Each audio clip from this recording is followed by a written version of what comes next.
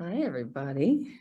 All right, y'all. So in the chat, what I'd love to know, this is intermittent fasting for your body type, and I'd love to know what brings you here. So what brings you here and what you're hoping to take away. It looks like from what you guys are writing, it's like, how do you know more? Like what else with intermittent fasting? I get that there's some people that have really been doing this for a while. I'd also love to see in the chat who's currently doing intermittent fasting and who has tried it and stopped and who hasn't really embarked yet and is intermittent fasting curious. Yeah, good. So intermittent fasting is the name of our game. And for your body type, I'm also curious if you know your body type, that's going to be helpful. If you don't know your body type, that's totally fine. And this will be an introduction, but I'd also like to know just how familiar you are with body typing. There's different systems of body typing. The one I'm going to work with today is Ayurvedic. So Vata, Pitta, Kapha, or endomorphic, ectomorphic, mesomorphic. That's a bit of the language that I will use as well. So if you don't need any experience to do this workshop, but it's just helpful for me to get a good sense of, of who you are and where you're at with body typing. Okay, good. So intermittent fasting. Those who don't know me, I've been the leader yoga healer for 20 years. I've written a bunch of books. The newest book has a lot about wild habits in it. It's called Wild Habits. It's got a lot on intermittent fasting, within the book. And my previous books have all been written based in the ancient wisdom tradition of Ayurveda, innovating that for modern humans like us. Like, what do we really get from ancient wisdom that helps us navigate our modern lives? So Body Thrive is a habit book.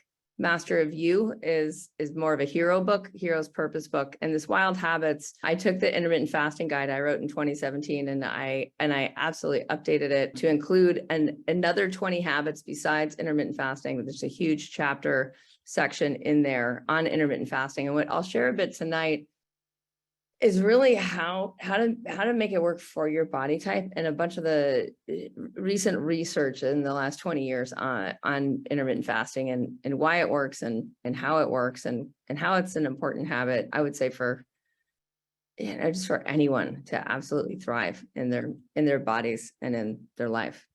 So if those of you, like we do, just to know how we work and what we do, we offer online courses and we do online events. I'm in Portugal right now. We just had our Lisbon event. We have an Alta event this summer. I think that just got sold out. We will add an event in New Jersey this fall. I think September 23rd to 25th.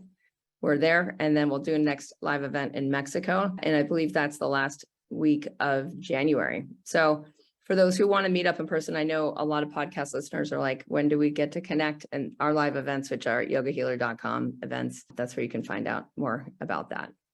All right. And I also teach courses that guide people through what we do on these, in these workshops, but in real life. And I'll tell you a little bit more about the Health Club coming up, which is our 1 year, 1 habit of intermittent fasting. So on with the workshop. This in general is what most people are feeling right now, which is that there's just a lot going on. There's people in your life to take care of, and there's a calendar, and we all seem to want more time and more time for rhythm. And intermittent fasting, to me, there's almost a better term for that, and that is eating rhythm. So rather than focusing on the fasting time, we focus on the rhythm of digestion that really works with our body. And what that ends up doing is it ends up making time, and it actually ends up making money, which is the really bizarre thing. People have more time and more money from the intermittent fasting habit, which is usually not the reason that people do it. It's something, though, to note. And as I talk, I'm going to show you how that happens and why it really is the best long-term investment for your physiology. And you start to get short-term benefit immediately when you start to do it in a way that works for your body type in particular. All right. So if we look at what's kind of going on right now, we have negative stressors in our lives, and these negative stressors are generating chronic inflammation. Negative stressors are habits that create distress for your physiology, not eustress. So eustress is good, positive stress. And intermittent fasting, to me, is like the number one accessible eustressor. So eustress, EUSTRESS. Eustress is positive stress that makes you adaptable, that makes you resilient, that activates neuroplasticity, meaning like your brain gets smarter, you become more able to learn, you increase in your cognitive function. But distress or negative stressors, these are negative habits that lead to chronic disease. And it's so easy, like once you get it, you can look at every habit of your life and say, is this eustress? Is this helping me age smarter so that I accumulate embodied wisdom year over year over year over year, decade over decade? So by the time you're in your 60s, 70s, 80s, you have just increasing accumulated embodied wisdom. Or do you have negative stressors, which actually make you less able to adapt to the changes of physiology of aging, or what is now called accelerated aging? So negative stressors create poor health. They accelerate your degeneration. So they're called degenerative habits, or habits that degenerate the physiology. And as far as I can tell, right now in modern culture, the number one negative stressor is eating too frequently. And I've been doing this for over 20 years. So I say this with quite a bit of authority. I'm a macro thinker. I think big picture, long-term. And to me, this is the number one habit that's creating chronic inflammation, is eating too frequently. So the habits of modern culture, we snack, we eat late, we sit on our asses way too much. We opt for convenience over real food. We make decisions to make us feel good in the short term because we're so stressed out, because negative stressors make you feel stressed out. They don't make you feel relaxed and aware and like you have all the time and all the money that you need. And we end up worrying too much and sacrificing sleep. Those are all a result of decreased neuroplasticity from eating too frequently, which it's somewhat hard to believe that this is how easy it is, but it really is. And so what intermittent fasting does is it helps us learn how to reverse this inflammation equation where there's just too much. We're eating too frequently, there's too much stuff in the body, and there's too much stuff in our mind, there's too much stuff in our emotional body that we're not processing. We're just covering up with little bits and pieces of food here and there along the way. So I just want to do a quick review. I know many of you have been listening for the last 4 free talks that we gave on weight creep, on allergies and autoimmune diseases, and on asthma. And for those who didn't, I'm just going to do a really quick review on what happens with negative stressors and how they actually disorganize your physiology. So someone starts off and they just have a few symptoms, a few health issues. They may just have some allergies, asthma, atopic dermatitis. Those are the 3 most common symptoms that show that the immune system is shutting down because of lack of autophagy, which I'm going to get to in a minute. And so basically what intermittent fasting does is autophagy. It helps your cells digest disease. It also helps your cells digest whatever is within the cell or around the cell that the cell is like, we don't need this.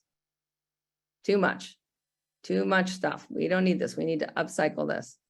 So what happens with health issues is they just start off as like little generic symptoms, like you're tired, you're gaining a little bit of weight, you're not digesting so well, so you get bloated. PMS is another very common symptom where you're just not great, but it's not that bad either. You can handle it.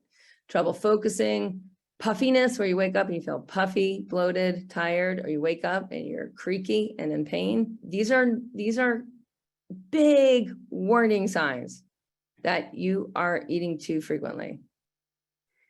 And yet this isn't taught, right? We're not taught like, oh, this is the way around this. So chronic inflammation is really a problem. And if we see that chronic inflammation is a sign that all of those health issues, we already have chronic inflammation, we want to know where those habits that are creating that go. And where they go is they go to the diseases of chronic inflammation or chronic disease. And chronic disease, heart disease, cancer, respiratory disease, immune disease, autoimmune disease, organ-based disease like kidney disease, liver disease, these all fall under the diseases now of chronic inflammation. And it shows up everywhere in your physiology. All right. So a lot of people just come to intermittent fasting for this reason, is they're like, you know, the extra roll, not going well. Don't like it. And this is actually, to me, this is actually really fascinating. I've been listening a little bit to how humans how humans mate, like how humans choose mates, and males choose females based on hip to width ratio is really a big one. And I think a lot of people don't understand what this means. When you're mammals choose healthy mammals to mate with. Makes sense, right? Like if you're healthy, you want to be around healthy people. And we can smell health. Mammals can smell health via pheromones. We can smell health via our microbiomes as well. We can smell dysbiotic microbiomes. We're so complex as mammals, but we can basically sense, and many of us, we just have a sixth sense of like, that person's healthy. I'm attracted. I want to be near that person because they're healthier. And what happens when you're in a fasting rhythm is you naturally are accentuating, doesn't matter what body type you have, you're accentuating your waist to hip ratio. And that's also one of the first things that goes when we're eating too frequently, is we lose that tonality in our physiology. One thing that I've been noticing as well is the more you get into fasting, and we are teaching this in Body Thrive, is that as you become more integrated in your physiology through the fasting habit, you actually can activate the deeper muscles of your psoas and your abdominal transversus. And that also, it gives you tone in your lower belly, which gives you tone in your lower back. It gives you tone in the side abdominals. And what that does is actually accentuates, again, your waist to hip ratio. So you're like, you feel lean, but you're also supported in your lower chakras. So to me, this is really fascinating how this habit that we've had is absolutely built into how we can detect whether or not someone is healthy, whether someone we want to combine our genes with them to make the next generation. To me, that is like something we should all be slightly fascinated by. All right, so the opposite of what happens with eustress habits versus distress habits. So again, intermittent fasting, I'm saying like number one habit for eustress, it's not even hard to do once you get into it, is it reverses chronic pain, it reverses the weight gain, it reverses the fatigue, it reverses the trouble focusing, it reverses the puffiness. So you feel great, you have tons of energy, pain goes away, you feel relaxed, you can focus, your digestion gets strong so that you can really digest easily without bloating, and you get fit and lean just from not eating as frequently. It's somewhat of a like, holy cow, is that really all I need to do?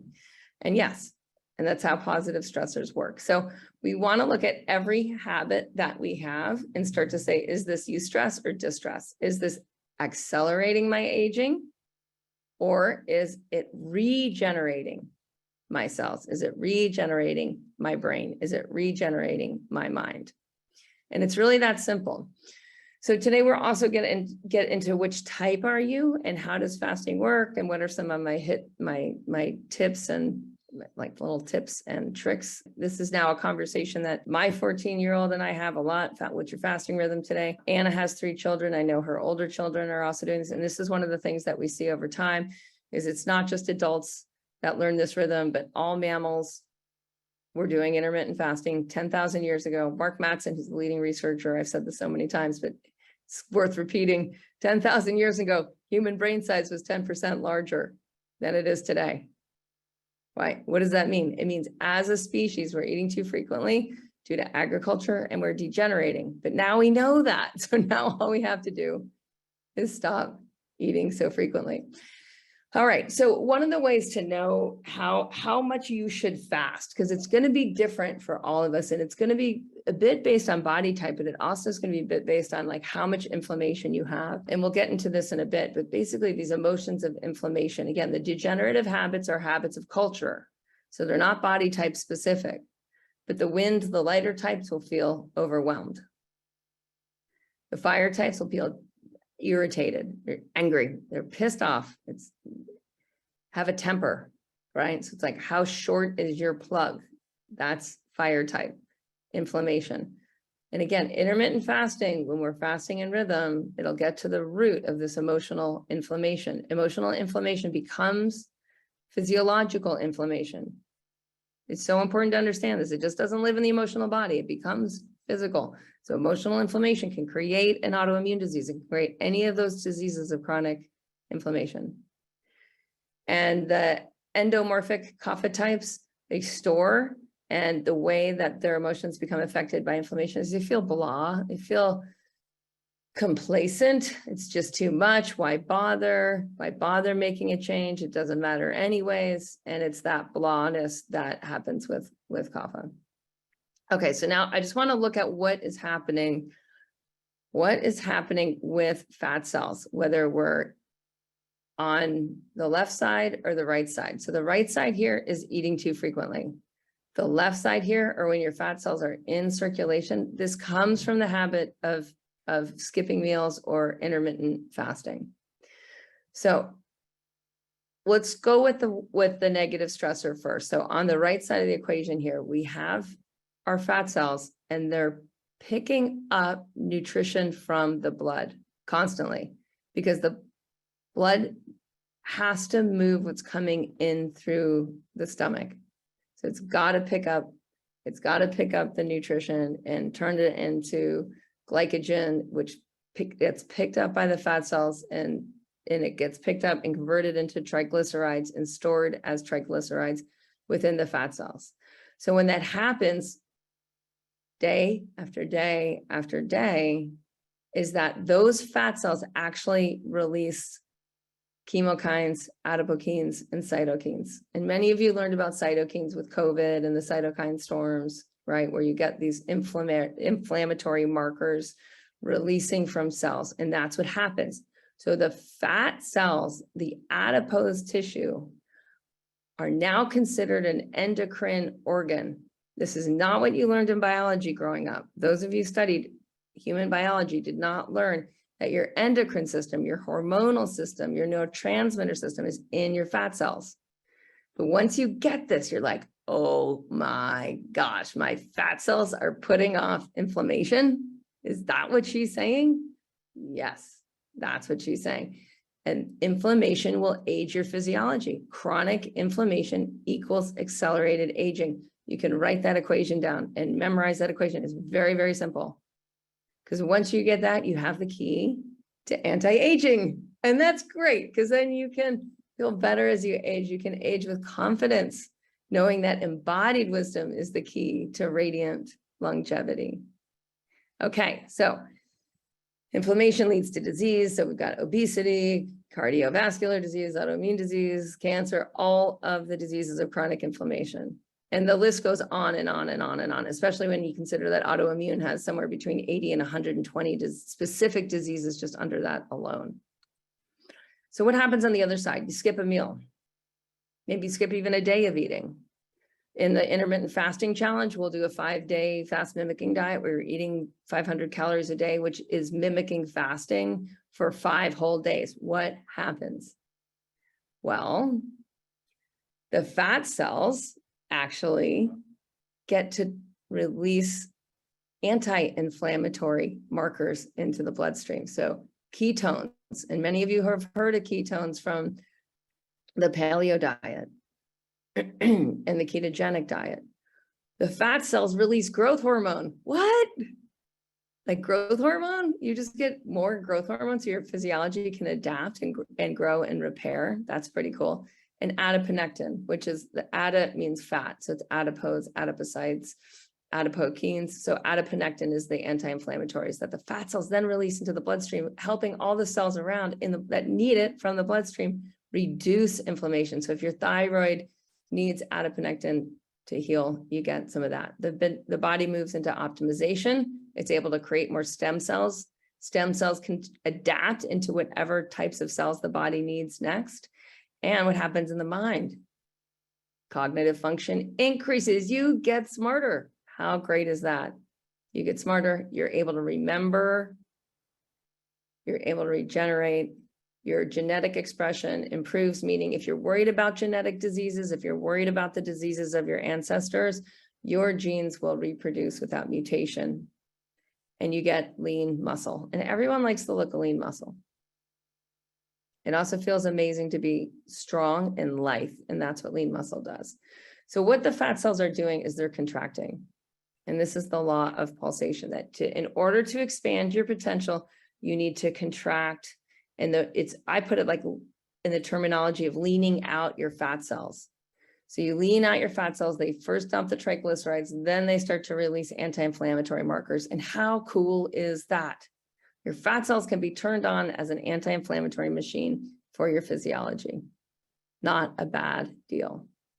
Okay, so I know we're getting a lot into the science here. What I know from having done this with so many people over time is the more you actually understand your physiology, the more you can get yourself to skip a meal, right? You're like, you know why you're doing it. You're like, yeah, I want to turn on the anti-inflammatory system in my fat cells. Like, that sounds like a really, really good idea. So I know the science is a little bit like, oh my gosh. And I've tried to make it honestly as easy as I can so that I could understand it, so that you could understand it.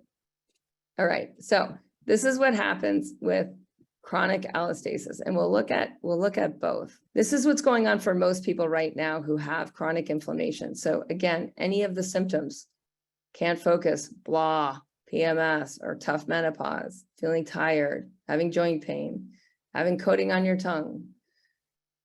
What's happening here is that for those pro-inflammatory inducers, they're also called anthropogens. So they're toxins made by your body. So that's the anthro part.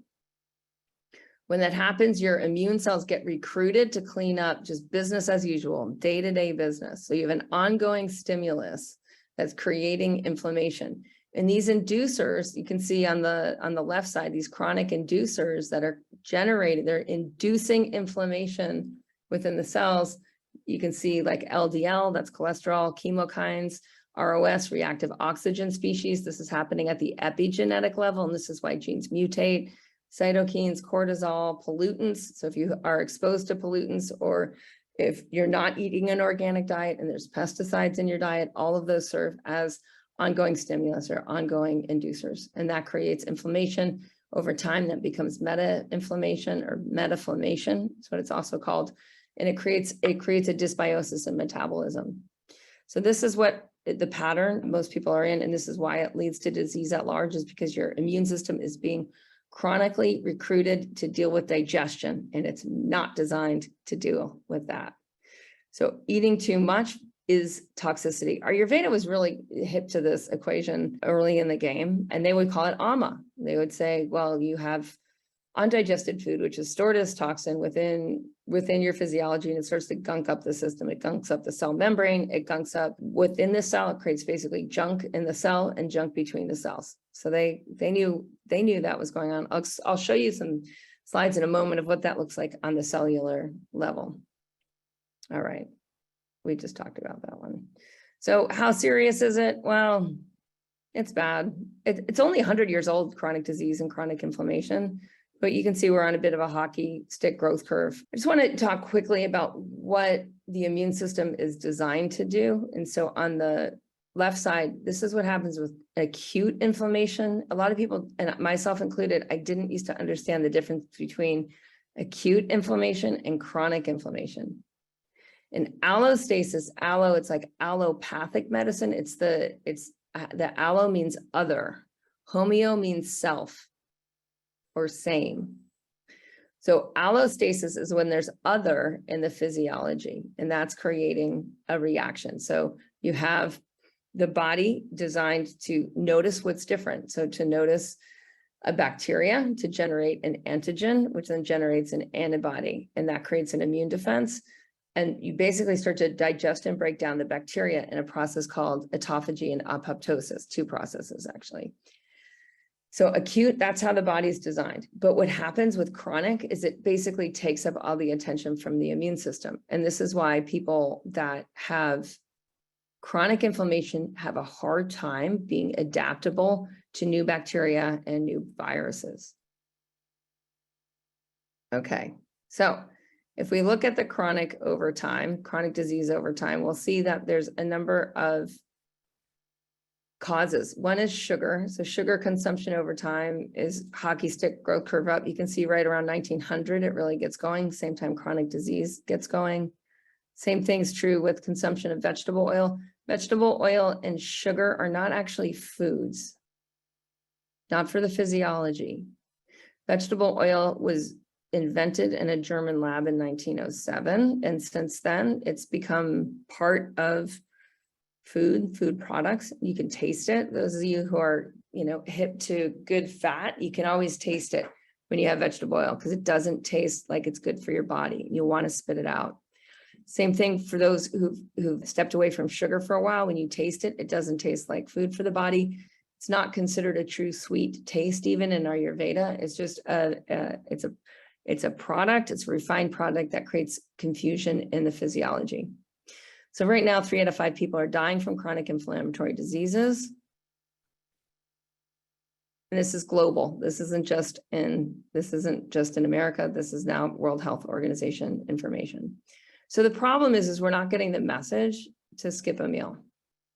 But what happens when we do? What happens when we start to fast? Interestingly, so autophagy means auto means self, and phagy means to eat. So autophagy is when the cells can digest. That's what within them. Let me show you this slide here. So within your cells, this is a cell, and there's the cell membrane, and there's the food particles at the top. So if you're eating constantly, or you're snacking throughout the day, or you're not allowing at least a 16-hour fast time, most of the time, there's too many food particles circulating within your blood. And so the cells pick them up, not just the fat cells. As the food particles enter the cell, they need to be broken down. And it's lysosomes, which are highly acidic, that start to break down the food particles. They eliminate that which they don't want, and that's part of that exocytosis process.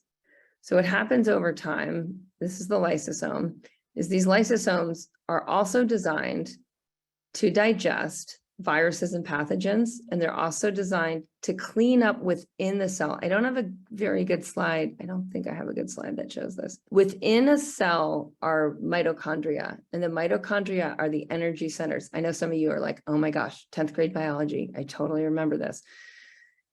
The cells have little energy producers in them, the mitochondria. And when the mitochondria, when they fold, they do these things where they fold, and like the old mitochondria, they basically become less efficient. If you don't have autophagy, the cell doesn't digest the inefficient mitochondria. So then you have less energy over time, because they're the cellular energy producers. This is a really big problem. It doesn't seem like it. Like you're like, why don't we learn about this? Why don't we learn just skip a meal, skip a day of eating? Why don't we learn just like skip a week of eating every couple of months? We'll get into that. What you want to know from this is exactly this. If you don't have autophagy, your cells don't have bandwidth. They don't have the lysosomal power to digest folded mitochondria, to get rid of the energy centers that are not really producing, and to generate next level energy centers.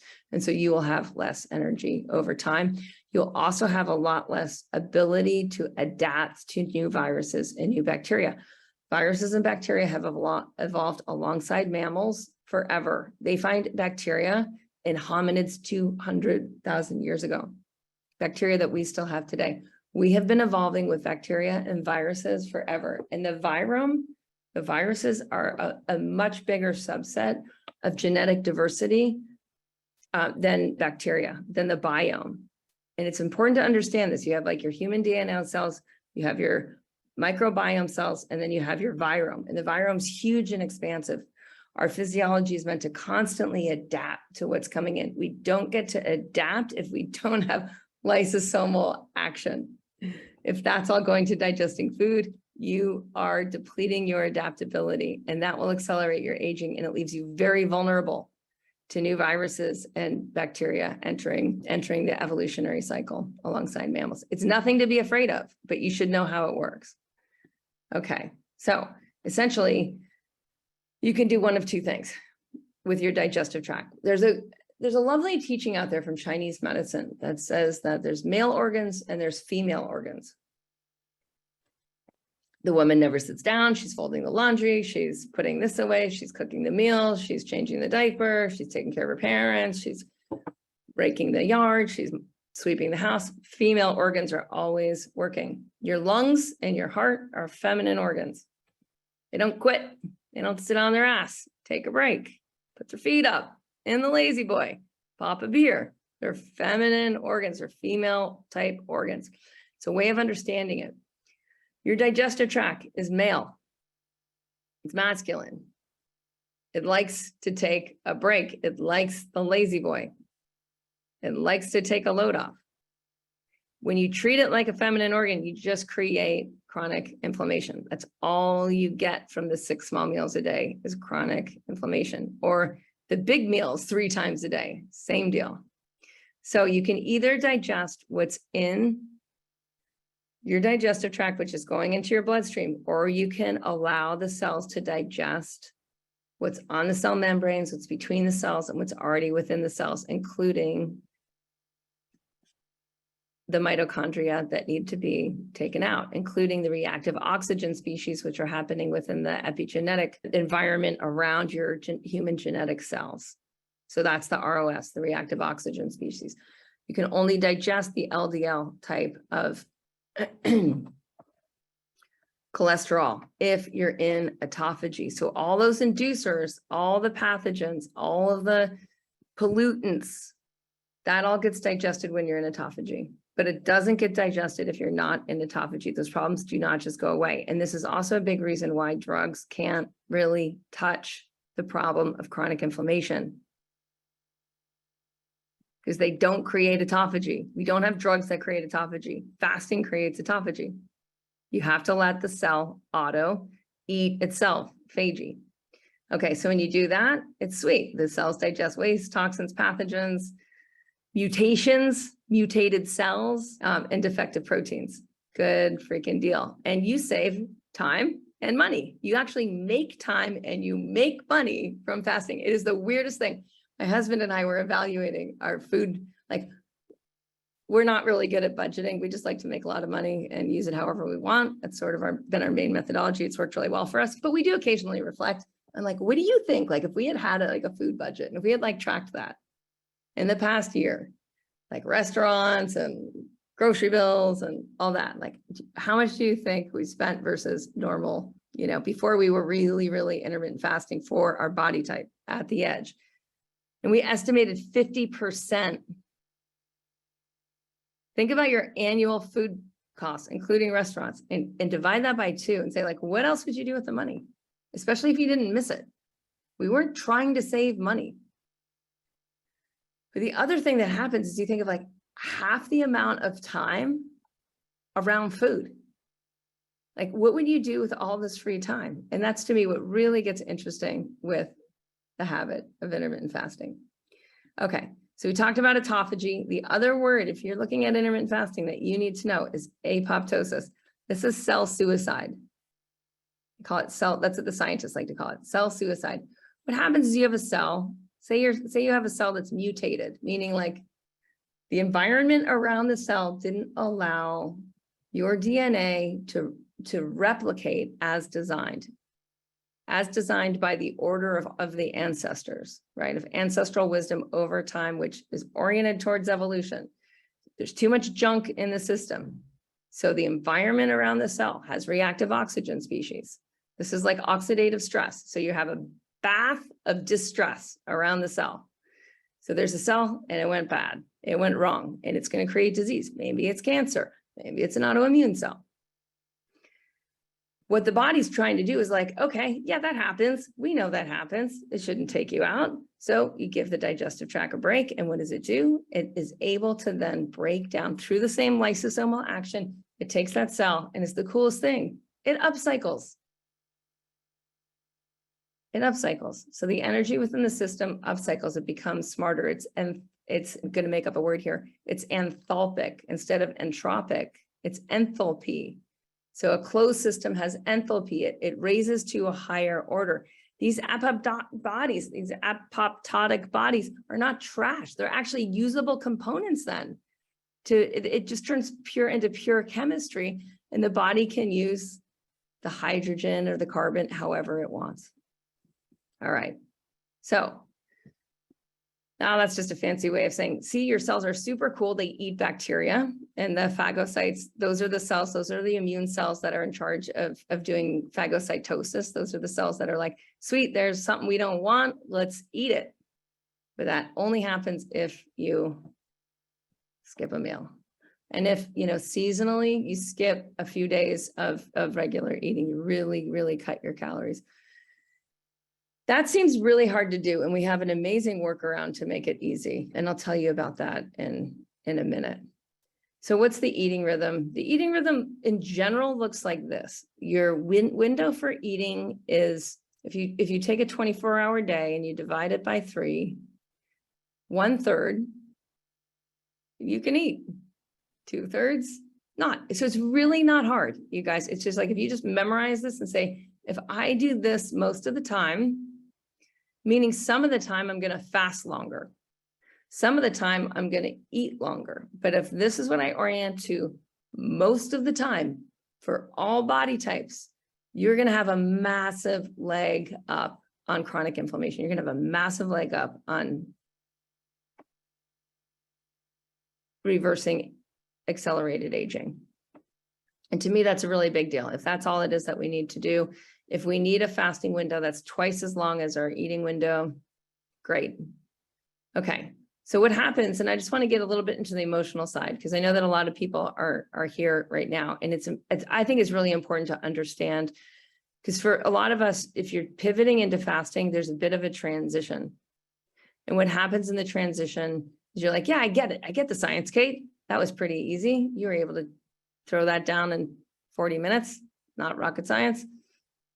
But then you start to do it and you're like, shit, I've got all these cravings and I want to binge. And I'm like totally obsessing over food all the time. Like, what is happening here? Now that you're become hyper aware of the twice as long fasting cycle. So it is actually the toxicity within the cells that's creating that. It's because your cells aren't leaned out. It's because fat cells that aren't in a pulsating leaned out, they actually accumulate ECDs or EDCs, endocrine disrupting chemicals. And so it's hard. It's hard in the beginning to reverse the habit because you can really feel quite a bit worse. It's important to understand what's happening. And it's important to understand if you're in an emotional eating loop and you're like, oh, I'm going to fast today. And they're like, or tomorrow, right? And what's happening is it's actually the toxic fat cells that are releasing the chemicals that are generating the craving. And so once you're on the other side of it, and it can be a bit of a pulsation to get there, but once you're on the other side of it, it gets easier and these cravings go away. So if you have cravings and you have binging and you have this, like, I have obsessing, it's just like thinking about food more than you're like, you're thinking about food too much if you're thinking about food too much. But that's all a sign of chronic inflammation and the emotional eating loop that's fueled by chronic inflammation. Okay. On the opposite side, what happens, and it might take some time, and this is why we guide this process, is because it's an up and down process. But over time, what happens from intermittent fasting, and it's something to really look forward to because it's possible for all human beings to have emotional stability, to have increased sensitivity where you know what's good for you and you know to steer clear of what's not good for you. You have increased focus where you're able to focus more and more year over year, where you have eustress and where the subtle body, those of you who are into yoga, you know what that means. This is the chakras. This is the subtle body anatomy, that the subtle body gets really awake. And as the subtle body gets waken up, you experience intuition, or the intuitive body, and you experience what the yogis call the bliss body, or the Anandamaya kosha. And the bliss body gets turned on. Remember how when you lean your fat cells out, what they pump back into the bloodstream is anti-inflammatories. Those anti-inflammatories increase serotonin, oxytocin, they increase the sex hormones, the feel-good hormones. So then you're like, how you doing? I'm great. Well, why? Just 'cause. I'm just great.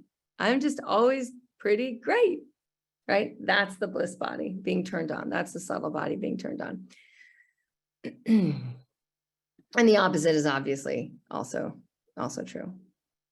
All right, I'm not going to get into all this just because we got to move on to the body type part. But essentially, this is what happens. The subtle body gets turned on once the fat cells are leaned out and are in pulsation with the universal energy rhythm. A lot of people find that as they're on the other side of the transition, they can't believe how much they used to think about food, how much they used to spend time buying food, preparing food, cleaning up after food, thinking about how they need to lose weight, or dealing with the chronic pain issues that are as a result of eating too much food. So this whole thing of, you will have more time, you will have more money to do with what you want. This is real. And this is what we see time and again. During the time of transition, when the addictive cravings come up, it's really important to use the practices. I like walking. To me, walking and sipping hot water are really the two. Doing yoga is super important. All of a sudden your yoga practice will take on a whole nother level of meaning and another level of value as you go deeper into processing the cravings with consciousness. All right, I'm not going to talk more about science. Let's get into body types. So what I want to point out in this slide, these are the different body types. Now you can put 20 extra pounds on any of these body types. You can put 50 extra pounds on any of these body types. You can put 100 extra pounds, you guessed it, on any of these body types. This has nothing to do with extra weight. It has to do with what's underneath it. What's the skeletal frame underneath it? The skeletal frame in the middle, the mesomorphic, they naturally have very broad shoulders compared to hip ratio. So broad shoulders to narrow hip ratio, typical of mesomorphics. In Ayurveda, we call this type fire types or pitta. The vata types or air types are the ectomorphic types, and they have usually narrower shoulders and narrower hips. The kapha types or endomorphics have broader shoulders and, you guessed it, broader hips. As I try to simplify like a lot of complexity into just a few words so that you can remember it. So you're like, okay, what's underneath? If there's extra weight, what's underneath it? What's underneath it? There's bones. And so what's the arrangement there? Is this person broad shouldered, broad hip, narrow shoulder, narrow hip, broad shoulder, narrower hips? And that's really as simple as it gets. But there's a lot happening behind the scenes with this. There's a lot happening in terms of what someone's appetite is like, whether a body stores more energy or disperses more energy. And if you can understand more about yourself, it's easier to know like what's a good fasting rhythm for your body type, because of that tendency of the endomorphs to store and the ectomorphs to disperse and the mesomorphs to burn. There's a way of designing the intermittent fasting rhythm that's a little bit more specific to your body type. And I've really found this makes a huge, huge difference. I was coaching someone yesterday who's an endomorph. She's more kapha in Ayurveda. And I could tell she's carrying some extra weight. Kapha's carrying extra weight goes to blah. I mean, extra weight on anybody, we know that's bad. We already got that. Because that whole thing with the chemokines, the adipokines, and all the inflammatory toxins going from the fat cells into the bloodstream, creating chronic inflammation, right? Check. You're like, Kate, we did that already. Okay, just reminding you. So for the kapha type, because they're complacent, it can be harder because they're like, it's just an extra 20 pounds. It's all right. Just, just gaining a couple pounds a year, not a big deal. But it really is. So for a kapha type, we're going to get into, because they store energy, they need longer fasting rhythms than the vata types or the ectomorphs. Okay, so if we look at this slide and just to understand the different digestive type. So the ectomorphs, the lighter people, the ones narrow hip, narrow shoulder, they're lighter, they're more like the wind. Their digestion is inconsistent. And because of that, consistent eating rhythm is really important. For the pitta types, so the mesomorphs, they can totally mix up their intermittent fasting schedule kind of all over the place as they get more stable. And it's really not a big deal. As long as they get enough calories a day, it's fine. They just need enough calories because their physiology is way more sharp. Now, the endomorphs have damp digestion. And because of that, they need way less calories, way less frequently. So it can take a lot of fasting to get these types really off their game, whereas the other types are a little more sensitive. What's at stake, this is really interesting, is the endomorphs or kapha types. The other thing I want you to see in here, so the kapha types are blessed, really, really blessed with longevity, because they're the easiest types to be able to starve the most and generate the highest quality tissue. So If anyone's like, wow, culture didn't teach me that wide shoulders, wide hips is actually the preferred body type, take note. It is. It's the most resilient and the most adaptable. So if you happen to be blessed with kapha, worship your kapha, fast longer, and it'll do you just a world of good. But what doesn't work is when you bog it down. What doesn't work with the ectomorphs is when you don't have a decent rhythm. What doesn't work for the mesomorphs is when you don't fuel that sharp digestion with high quality nutrition. You need very high quality nutrition if you're pitta. Not that all types don't need it, but you're gonna feel the hit the most. If you're a pitta type and you start intermittent fasting and you're fasting longer and you're eating vegetable oil and you're eating sugar and you're eating flour, you're eating the processed foods, it's gonna be horrible. You're gonna really feel the intensity of it. Okay, so again, the emotions of inflammation, the endomorphs, blah, the fiery types get pissed, and the vata types get overwhelmed. I'm stressed out, I'm overwhelmed, too busy, too much. I want you to notice where you go, and you might be like, you know what, Cate, I got all three, or I've got 2 out of 3, or I really do this one. My child will tell you, I get pissed off, I get irritated. It's really easy to notice when I'm off because I get really frustrated really easily. So just know your type, and that'll help you understand as we get into intermittent fasting for your type, which you should really pay more attention to. And we'll send you guys these slides. And these are all, again, they're all in the Wild Habits book where I really explain this section by section. So I think it's the most important information for people to know right now. If you're vata type, the emotions are overwhelmed, hypersensitive, on edge, anxious, distracted. If you're a kapha type, lethargic, depressed, stuck. Stuck is interesting. I mean, I was talking to another person and they were, you know, just already very certain about like, well, this is how much I will grow. You know, like people limit when I hang out with people, I have these friends that are very much like me, very evolutionary, meaning like they continually grow. They set bigger goals to realize a bigger future. They take on challenge and risk. They're resilient. They're adaptable. And then you talk to someone who continually limits their own growth. Right? It's like, oh, well, I'm not going to let myself do that. That's too big. That's too much out of my, too out of reach for me. I'm just going to be happy with a little bit, right? And that really is a kapha type tendency. And that to me means that you're just making your future smaller than your past. Okay, pitta types, inflammation, it goes into this hyperreactive tendency, the short fuse. So if you know your type, it can just help you orient as we get into the eating rhythms.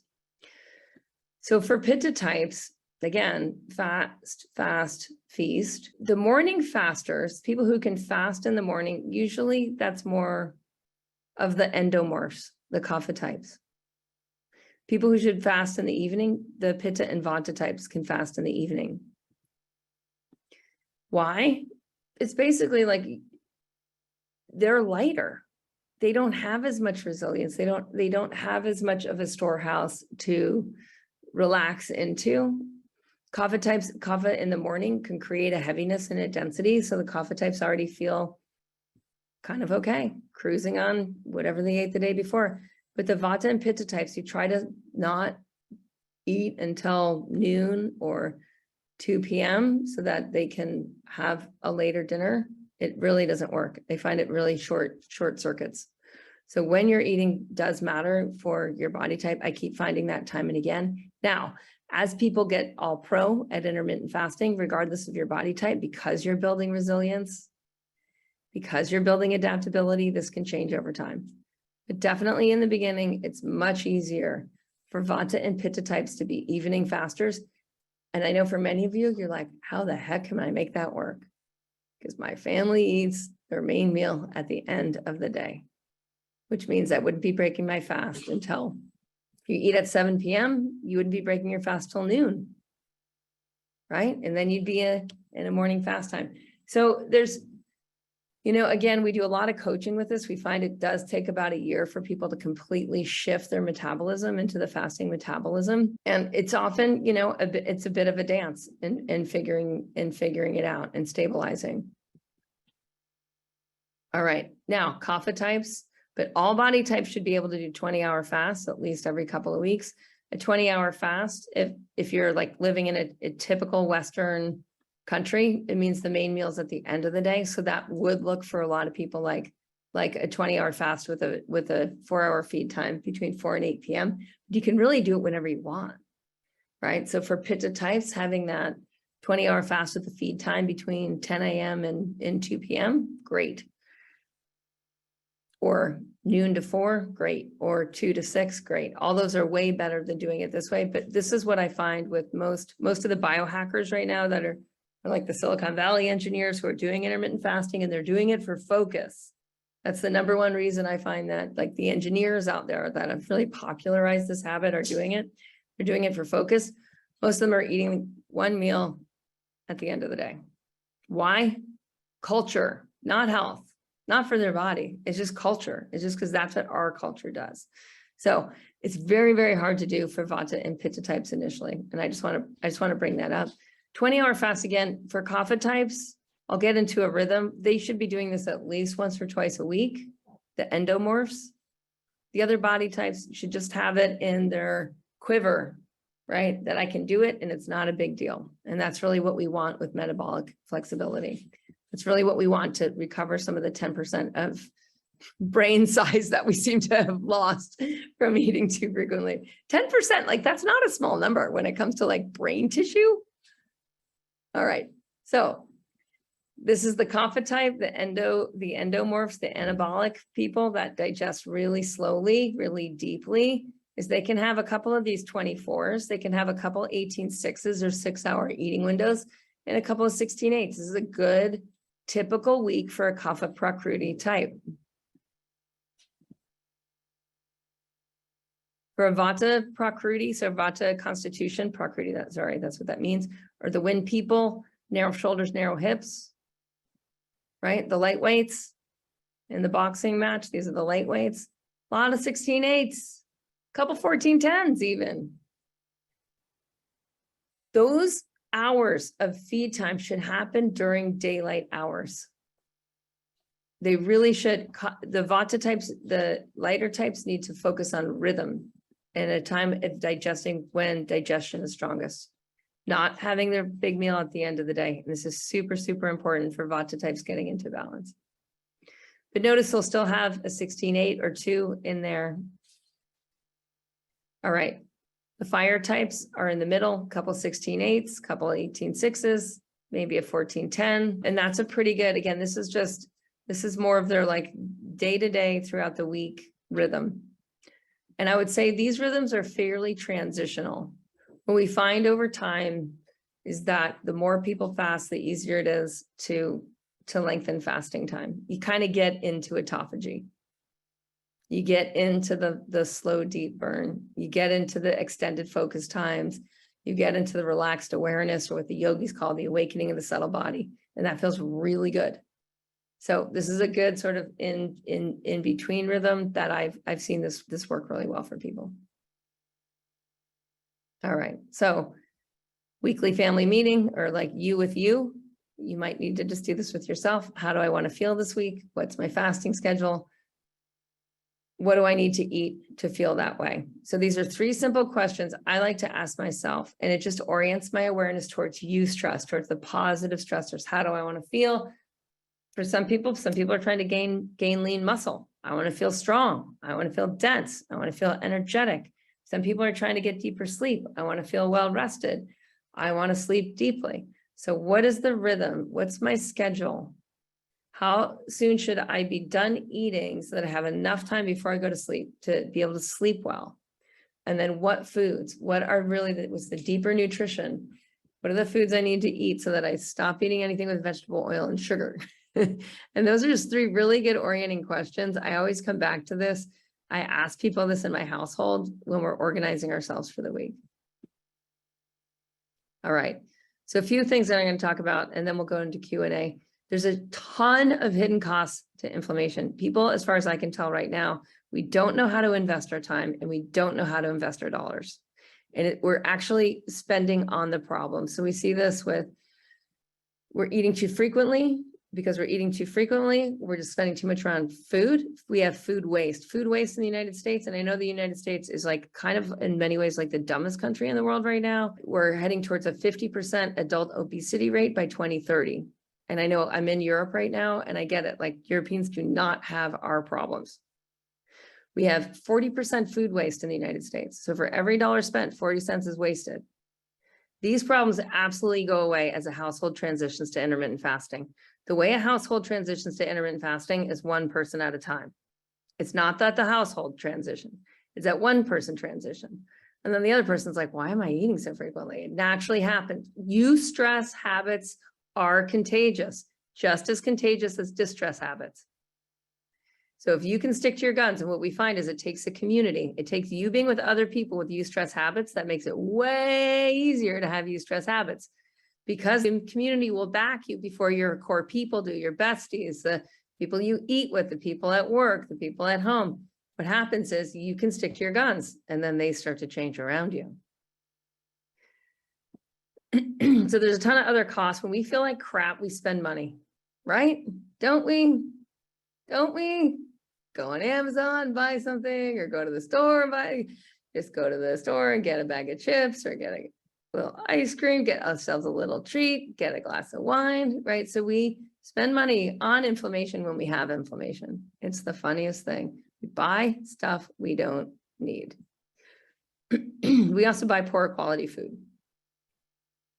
All right, so we have a session. Anna's here. Anna's going to put in the chat. She does a session. We offer this as a service, as a free service at Yoga Hero, where we'll help you find out the cost of inflammation. We find this is just a big eye-opening session. If you actually can tell how much inflammation is costing you, she'll do this. She's actually doing some special sessions to help you figure out your fasting rhythm, but she'll also help you calculate inflammation. If we know you have inflammation through a quick quiz that we'll give you coming in, we'll help you calculate what that is. We find that the better the more you're aware of the cost of inflammation, the easier it is to actually get serious about reversing it. And when you do, you absolutely change how you age. So your cost over time goes down. You have more money and more time. I know I keep saying that, but like, holy cow, right? Why not have that? So this is what the fasting path usually looks like. People go up and down. That's normal. That's the pulsation. When you're in community with the fasting habit, though, what happens is that you actually get across those low points and they don't just keep going down into feeling bad. They turn back into the upswing into feeling better. And that's really the point. We know that quote unquote group intervention, or how allopathic medicine measures how people in groups doing a habit progress faster than people trying to go one-on-one or go it alone. What we know is that progress with any eustress habit with a group is way easier and way faster. It's like a guarantee on success. Going it alone is more or less a guarantee on rolling the dice. A lot of people wonder, like, what are all our courses? And I just wanted to make sure you guys have this. We actually have a menu now of our courses. So I wanted just to include that. All right. So lastly, what I want to tell you about is we've been doing challenges for about 1.5 years. I decided that and we do them around the solstices. Why? Because the solstice is a time where there's an energy on the planet, whether you're going towards darkness or you're going towards light, that there's this pivotal moment. So we kick off at the solstice, we go for 21 days. And this is a 21-day intermittent fasting challenge. It's like a reset. I just want to tell you, like, Mindy's she's been in our courses for a while. Intermittent fasting has been life-changing for me. Thank you for your guidance and support. We see this all the time. It absolutely changes people's habits, and it lasts and it lasts and it lasts. To me, this is like the one habit for life that you want this habit and you want to know how to go deeper into it at the seasonal junctures. So Joanne says, my biggest takeaway from intermittent fasting is the importance of giving the digestive system at least 14 hours of rest before putting more in. I feel lightness in body and mind. My digestifier is stronger and more clear. I love the feeling of true hunger. We hear this again and again. People actually discover what hunger is. They can feel it cellularly. When you're feeling that, that's the feeling of digesting inflammation. is such an important feeling. She says, I'm so happy to have incorporated it into my daily habit rhythm. All right. The thing with health that we're not told, you know, when you watch like all those commercials, or maybe we don't watch any commercials anymore if we buy YouTube Premium, or if we've subscribed away from all the commercials. But if not, if you've seen a commercial in the last year, chances are it's some pharmaceutical company telling you that a drug can make you feel better. The drug that's trying to counter chronic inflammation can make you feel better. And it can't. I've done enough research on the topic to realize that the drugs, all they do is they can target some of the inflammation to be removed. They can't target what's generating the inflammation. What's generating the inflammation is not entering autophagy. So only you can take charge of your health. I just want to be crystal clear that, like, I know many of you have realized that. Some of us are still sort of hoping that someone else can do this for us, so that there's going to be this miracle drug for us. I had a lot to tell you guys about. And I'm totally chill with doing 20 minutes of Q&A. What do we have, Anna? We have a common question. If somebody has a medical condition or an autoimmune condition like Hashimoto's, they tend to feel a little less confident, I guess, about or are worried about their blood glucose levels dropping. I know, it's interesting. I mean, the studies that I read on diabetics, intermittent fasting, right? So that's even more severe, right? Even more severe. So what happens with blood sugar and inflammation over time? Inflammation disrupts it creates insulin resistance. Inflammation that's creating insulin resistance then creates leptin resistance. So then you can't even feel when you're full. So there's all these signs of dysmetabolism. Remember that slide that showed that chronic inflammation creates dysmetabolism? So then what happens is so with insulin, we have like the regulation of blood sugar. With leptin, we have the regulation of hunger satiation cycle. And to me, this is where it gets super fascinating. Like those of you who have studied yoga or meditation and awakening the subtle physiology, where you get into like these deeper states of it's a relaxed metabolism where you're able to feel both full and emptiness at the same time. Like the opposite is happening as the body's creating insulin resistance. The opposite is happening as the person's generating leptin resistance. The opposite is happening as the body takes that inflammation that's systemic and targets it to a specific organ or gland, like the thyroid. Right? So the body's becoming less and less relaxed and less functional. So it starts to pack disease away. In Ayurveda, there's a really cool word, kavaigunya. It finds the weak point. It packs disease into the weak point. They're like, well, it's already garbage dump over there. I might as well put in another load. And that's what we do in our cities too, right? We're like, well, we started the garbage pit over there. We're going to keep putting the garbage over there. We'll keep putting the garbage over there. Oh, what do you know? Now the river's clogged. Oh, now the cells around that, now the people around that area are getting sick. Right. So that's what the body does. That's kavaigunya. It's a very smart strategy for slowing down dying. So the problem is like, how do we actually digest the imbalance? How do we upcycle those reactive oxygen species that are in the environment around those cells in the thyroid? Like, how do we touch that? How do we get into that?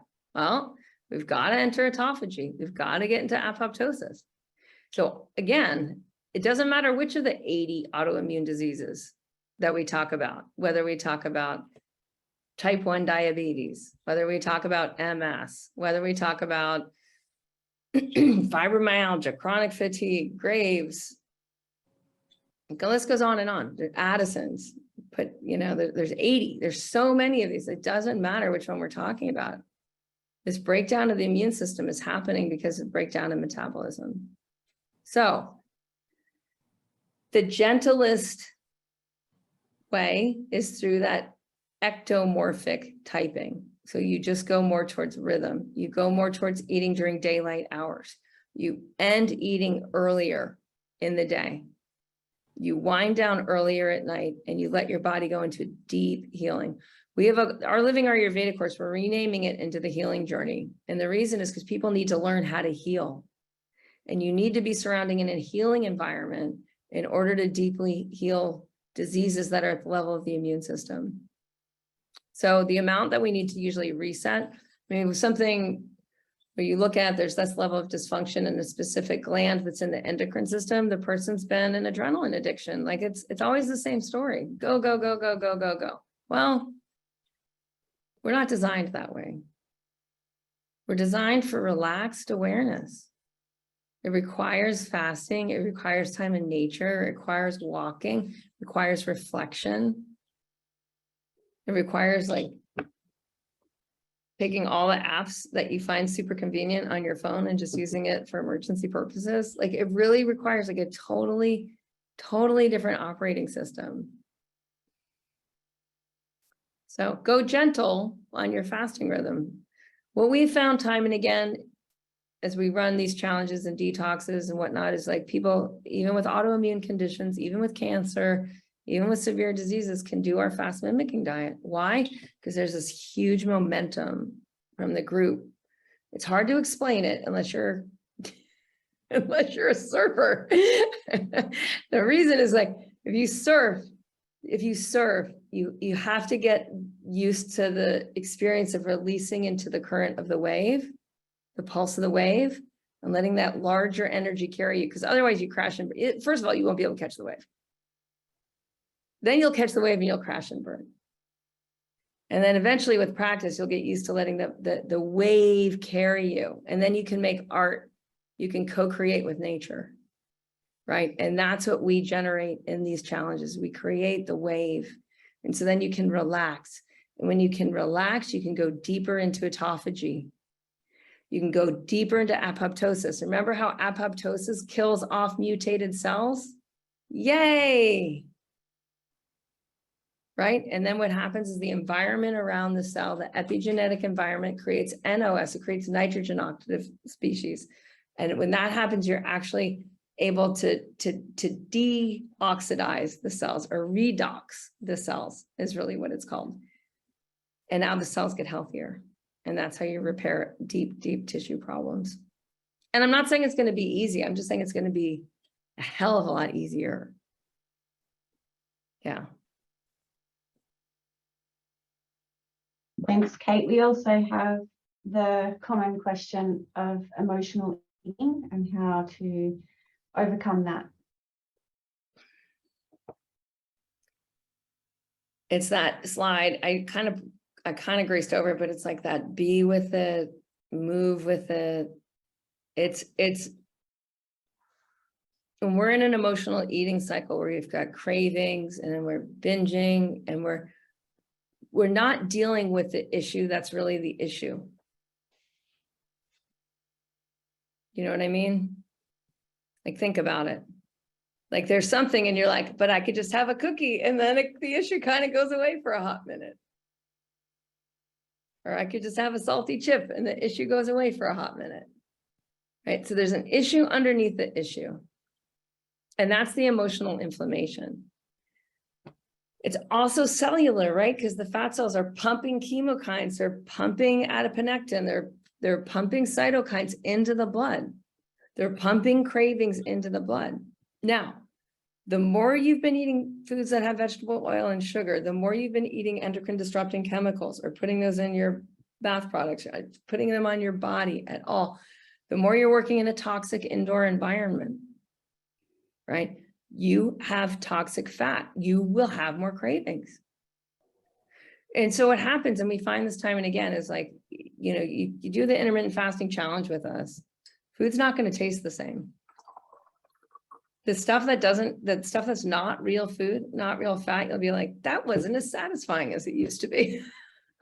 Darn, right? But my gosh, this avocado is incredible. Oh my gosh, I've never tasted an avocado before. And you just put a little pinch of, right? And it wakes up, your physiology starts to really deeply wake up.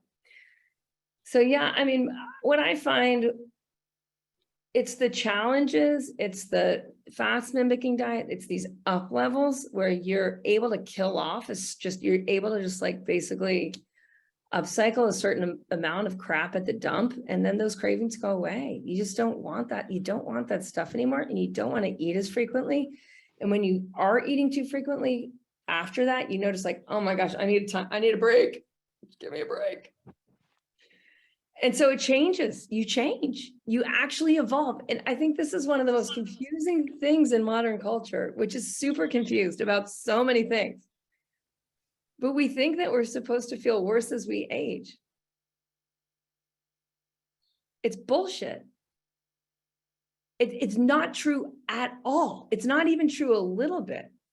And I know this because I've been leading Yoga Healer for 2 decades, and a lot of the women I've been leading have been a few decades older than me. From the beginning, I started at like, I'm almost 50. I started in my 20s. A lot of the women I was guiding then were in their 60s and 70s, right? Add a couple decades. So I've seen what's happened over time. You feel more at home. This is embodied wisdom. I used to call it body wisdom. Fuck body wisdom. It's embodied wisdom. Your cells are the embodiment of your deeper wisdom. That's how we're designed to age. But when we don't do that, and we have chronic inflammation, we just feel like crap. I mean, and you see it now, it's so sad. I see it in the kids. And I see it in little kids. I see it in the teenagers. I see it in the young adults. I see it in the kids in their 30s. They have always had chronic inflammation. We now have babies being born with chronic inflammation. We have babies being born in oxidative stress environments. We have babies basically born addicted to sugar that aren't able to fast. And what do you think happens to neuroplasticity? Do you think they're smarter babies or not quite as sharp? It goes way down. It's super sad. So as a global culture, we need to figure out how to reverse this and how to remember how to operate as designed. Okay, I just totally went off on a riff. Did I answer the question, Anna? Absolutely. Yeah, I think some of the comments in the chat tell us that people are worried about, trying to fast or delay food and feeling grumpy. And it is a little hard in those first few days, but the transition is quick to that groundedness and that body wisdom that you're talking about. Yeah. Well, and this to me is where, all the other habits fit in, right? So like that, if you have a yoga practice, even if it's a few sun salutations in the morning, if you have a practice of taking a walk, right? Like you just simply do more of what, works. I'm on a Zoom thing. And that can really make all the difference in the world. Absolutely. I had that realization last week.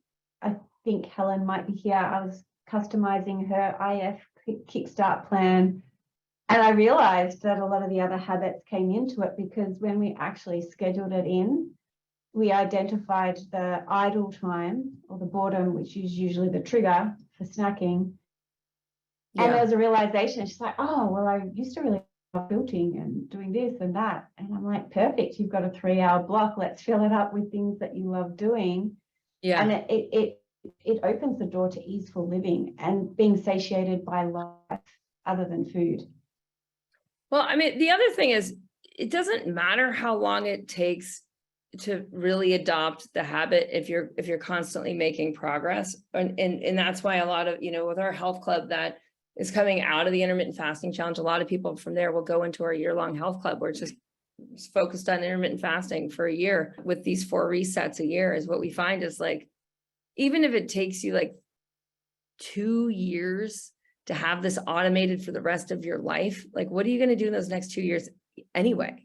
Are you going to keep on the track of generating more inflammation? Like I've been intermittent fasting. I think I first when I wrote the intermittent fasting guide in 2017, that was 5 years ago, right? And I still feel the edge. And that's true of any habit, any evolutionary habit. Is there's where your ability meets your potential. And your potential is always going to exceed your ability in any evolutionary habit. And those of you who've studied yoga, you know this, there's always the next, and you can sense it. You can sense your own evolutionary potential. You're designed to be able to sense that. You're not designed to be complacent. You're designed to engage the edge of your potential and to grow your ability. When you grow your ability, you become more capable. And if you think about it like, oh, wow, human brain size, 10% bigger 10,000 years ago. Everyone was intermittent fasting. Pregnant women were intermittent fasting. Toddlers were intermittent fasting, right? The species was in a cycle of moving and foraging and fasting. And we're designed to do that. We thrive in that environment. We don't have any chronic inflammation. It cannot exist in that environment.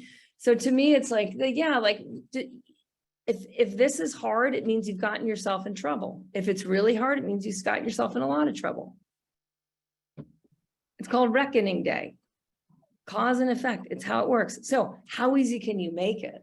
And that's kind of my point with the challenge. If you're like, challenge sounds fun, but I don't spend money on, we found this in Europe. So my European members, they're like trying to find the cultural differences between the European coaches and the American coaches and the Australian coaches, people in different parts of the world with their different socioeconomic systems.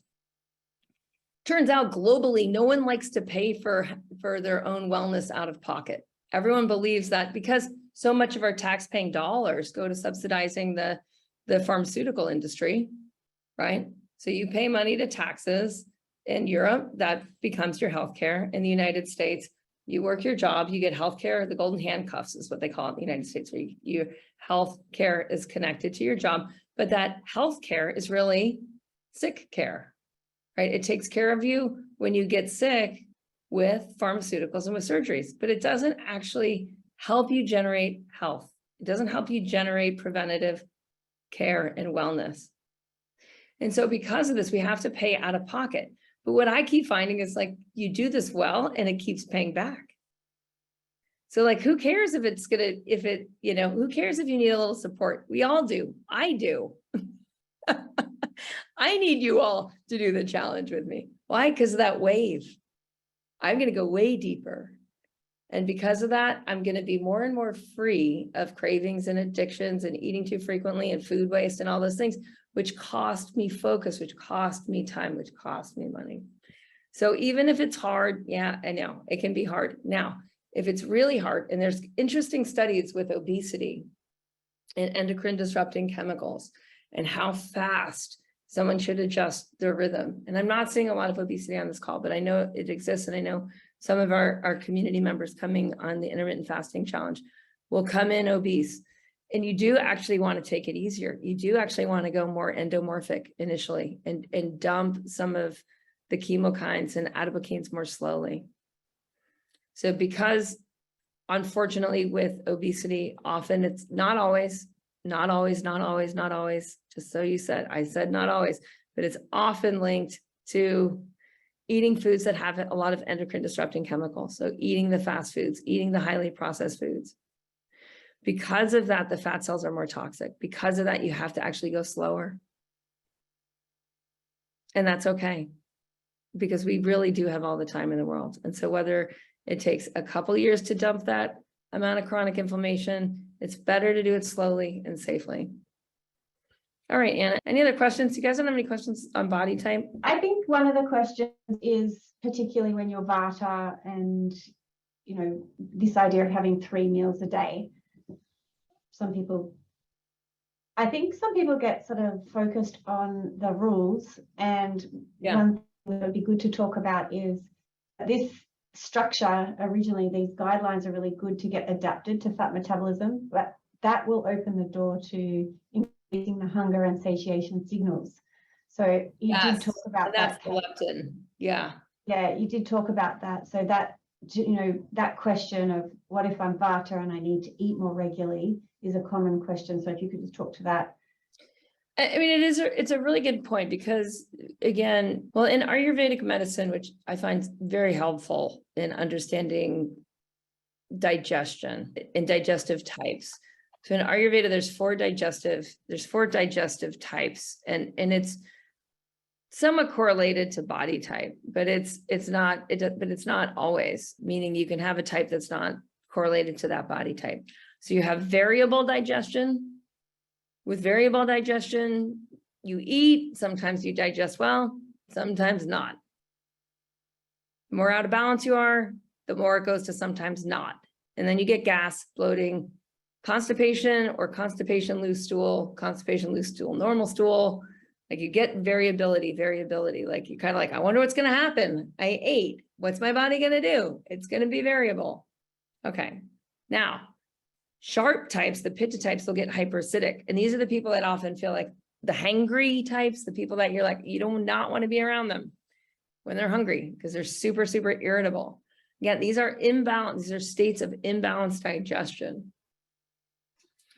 Those two types need to eat on schedule. So when you set your fasting rhythm, right, you want it to be more or less the same for a while. So you want more of those 16/8, an occasional 18/6, an occasional 16/10.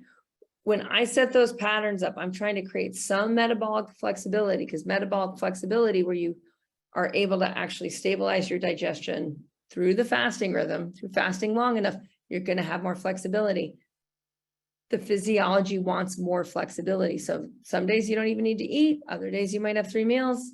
Body can do the most of it depending on what's happening. And this is really the easiest to do over time, because you'll be totally flexible with like whether or not you have a hot date, or whether or not you have a self date with yourself where you're going more into self-care and fasting longer. Okay, so the kapha types, they tend towards damp or slow digestion. It's called manda agni, and it means slow. So we've got variable, sharp, and slow as the 3 ways digestion goes out of balance. Slow means like you put something in and it just burns really, really slowly. And they develop anorexia, not the eating disorder, but the true meaning of anorexia, which is lack of appetite. So they're never really, truly hungry. They never have very strong digestion. The 4th type is called sama agni, balanced digestion. Deepak Chopra wrote a book on it called Perfect Digestion. He wrote Perfect Health, then he wrote Perfect Digestion. So Sama Agni is a concept, and literally means perfect. It means like you're always good. You can always digest, absorb, assimilate, eliminate. Right? So we're all aiming towards Sama Agni. For those with weaker digestion going into the game of intermittent fasting, regularity matters. Rhythm. You got to get rhythm back, because the body's arrhythmic. It's achromic. It can't figure out the rhythm. It can't figure out the order. So that means you're eating around the same time every day. It means your fasting windows are around the same time every day. It means you're going to bed early, waking up early. That helps restore the rhythm. Once you've got the rhythm, then you can be a wild child. You can do anything you want. But then what happens is you're a wild child and you're like, oh, I got to get back to that rhythm. That rhythm felt pretty good. And that's really what we want. Yeah. So what naturally happens is, a lot of people who are snacking a lot or eating 6 small meals a day, they'll go to 3 meals a day without snacking in between. That's a really big step. And then what happens is people are like, wait, actually 2 meals a day, like that's enough time thinking about food, dealing with food, cleaning up after food, digesting food. And you end up somewhere around 2 meals a day. The endomorphs or kapha types, they tend to be like, it's pretty cool just being able to eat 1 meal a day. Like once they get it, they're like, damn, this saves me so much time, energy, and they feel amazing. They have so much more energy, focus, clarity, drive. And it's that drive where they're like, oh my gosh, I can do more. I actually want to do more. I don't want to just be blah. I don't want to just be complacent. But again, the rhythm, the body loves rhythm. It really does. So for a lot of kaphic types, just eating that 1 meal somewhere between 4 and 8 p.m., it can be really just a real easy way to go, because then they feel lightness all day. This is the heavy types, the manda agni types. They feel light and fiery all day. And that feels really good. All right. Sweet. Well, you guys have the promo code. You got to tell your friends, do it with friends. The more friends you bring, I swear, like everyone will start doing intermittent fasting around you. You surround yourself with people doing this. It's way easier than you're like, hey, what's your fasting rhythm? What's my fasting rhythm? Okay, let's go out to eat then. And you start to arrange your life around it. I swear it gets so much easier. I was the first one in my family. My husband, then I noticed he's kapha, he's endo. He was great because once he started doing it, it made it way easier for me. actually to do it. And now my daughter's doing it. It's way easier for her to design how she wants to feel as a teenager, as a teenage girl, as a gymnast who gets to wear a leotard 5 days a week, right? She's feel really empowered in her physiology, knowing that she can design and control how she looks and feels. All right, peace out.